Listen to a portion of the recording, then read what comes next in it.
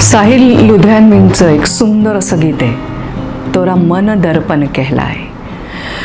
भले बुरे सारे कर्मों को देखे और दिखाए, तोरा मन दर्पण कहलाए.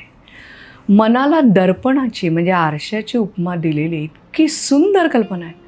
जनरली आपण आरसा कशा करता बघतो, चेहऱ्याला काही लागले का, आपण कसे दिसतोय, आपण घातलेला पेहराव कसा आहे, हे सगळं बघण्याकरता म्हणून आपण आरशामध्ये बघत असतो. पण ह्या मनालाच त्याने आरशाची उपमा देऊन टाकली. कारण मनामध्ये येणाऱ्या सगळ्या गोष्टी या आरशासारख्या आपल्याला जाणवत असतात, पण आपल्याला वेळ नाही आहे त्यांच्याकडे लक्ष द्यायला. काय आहे या मनामध्ये?